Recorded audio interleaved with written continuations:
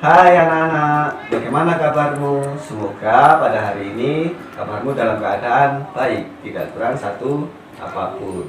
Jadi sebelum kita memulai pembelajaran, marilah kita sama-sama mengucapkan salam. Assalamualaikum warahmatullahi wabarakatuh.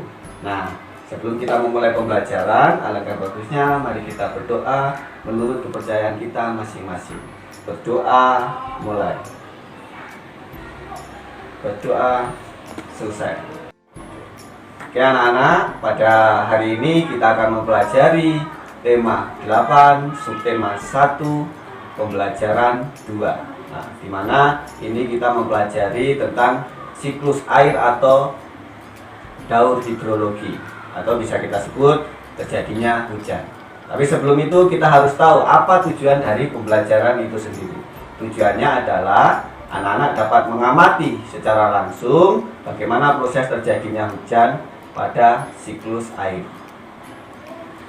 Oke, apa yang dimaksud dengan proses terjadinya siklus air? Nah, coba kalian perhatikan pada samping ini.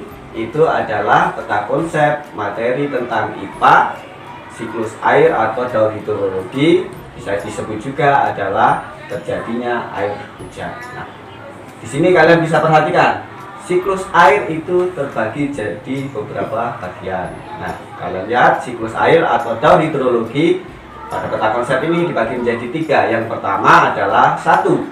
Manfaat air bagi kehidupan atau kehidupan makhluk hidup. Kedua, 3 macam siklus air.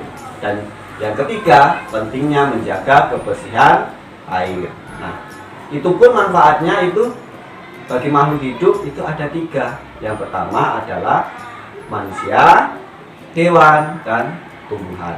Nah, sedangkan 3 macam siklus air itu terbagi menjadi 3 juga. Yang pertama adalah siklus air pendek, siklus air sedang, dan siklus air panjang. Pentingnya menjaga kebersihan air itu ada beberapa bagian yang nanti disebutkan. Yang pertama adalah membuang sampah pada tempatnya. Kedua, menggunakan air secukupnya. Ketiga, jangan membuang limbah ke sungai. Itulah cara pentingnya menjaga kebersihan air. Oke, anak-anak, coba kalian perhatikan di sini proses siklus air atau daur hidrologi itu ada beberapa tahapan.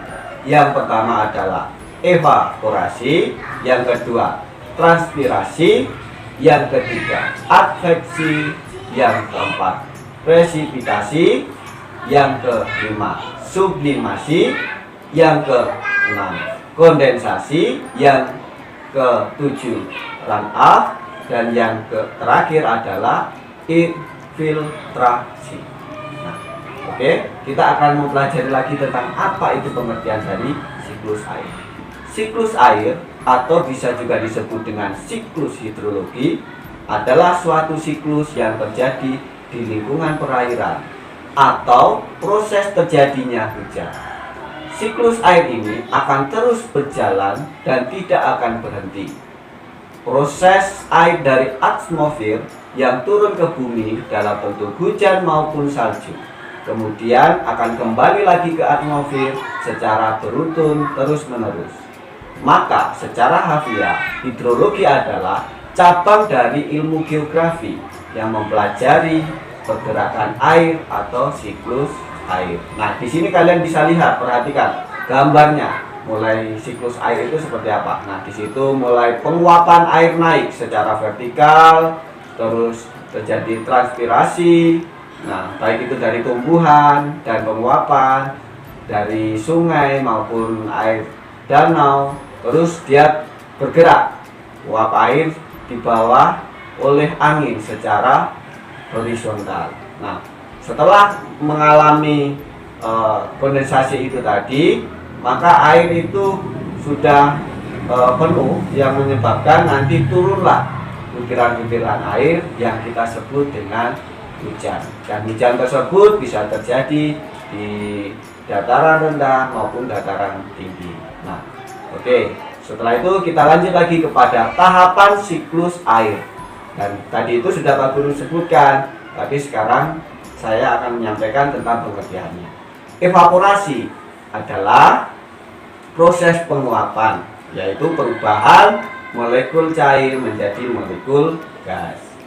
Terus yang kedua, transpirasi, penguapan air secara langsung, baik itu di tumbuhan ataupun hewan juga melakukan penguapan.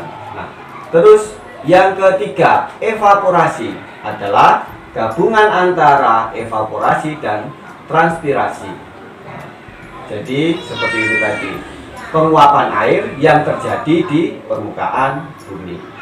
Terus yang selanjutnya adalah sublimasi, adalah peristiwa berubahnya es menjadi uap air tanpa menjadi zat cair terlebih dahulu.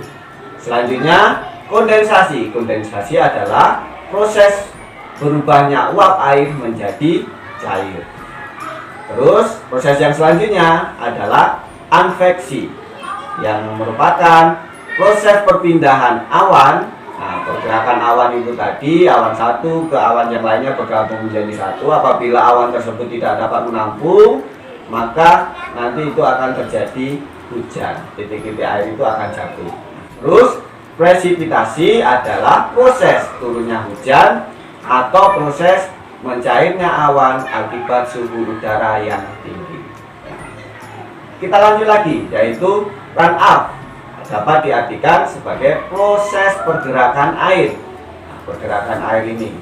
Dan yang terakhir adalah infiltrasi, yaitu air hujan yang jatuh ke permukaan bumi tidak seluruhnya langsung menuju ke danau, sungai, dan laut. Maka dari itu, air yang masuk ke dalam pori-pori tanah dan menjadi air tanah ini disebut fase infiltrasi.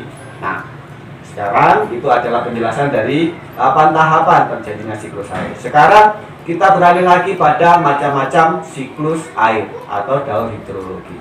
Tadi saya sudah menyampaikan ada 3. Yang pertama adalah siklus air pendek.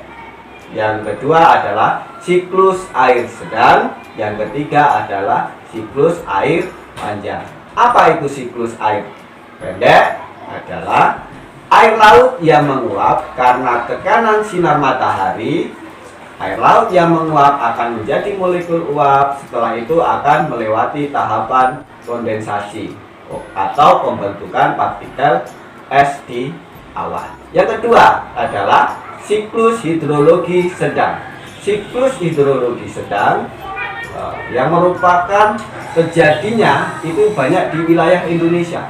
Siklus air ini menyebabkan turunnya hujan di dataran atau air hujan tersebut akan kembali ke badan air. Nah, itu siklus air sedang. Nah, selanjutnya kita lanjut lagi. Yang ketiga adalah siklus hidrologi panjang. Siklus air panjang ini biasanya terjadi di wilayah pegunungan dan wilayah dengan iklim subtropis.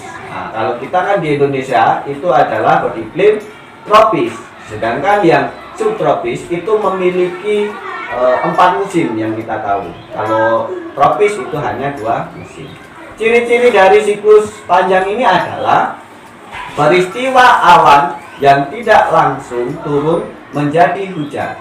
Siklus ini diawali dengan fase evaporasi atau penguapan yang terjadi di laut, di mana air berubah menjadi molekul-molekul. Setelah itu akan melewati tahap sublimasi. Nah, pembentukan awan yang mengandung kristal oleh es akan terjadi, kemudian dilanjutkan dengan tahap advensi di mana awan akan berpindah titik. Nah, itu adalah penyampaian materi tentang siklus air atau daur hidrologi. Nah, anak-anak dengan bantuan orang tua di rumah coba belajar mendeskripsikan dan menggambar dengan kegiatan yang kalian dapatkan hari ini, dan kalian berusaha membuat seperti peta konsep bagaimana proses terjadinya daur hidrologi mulai dari beberapa tahapan-tahapan itu tadi, supaya melatih kalian bisa memahami materi ini dan hasilnya nanti bisa ditaruh di portofolio di sekolahan kalian. Demikianlah pembahasan dari materi tema 8 subtema 1 pembelajaran 2 tentang materi siklus air atau daur hidrologi, atau kita sebut terjadinya hujan. Semoga materi ini dapat bermanfaat bagi kalian dan dapat kalian pelajari secara langsung. Kami ucapkan terima kasih. Assalamualaikum warahmatullahi wabarakatuh.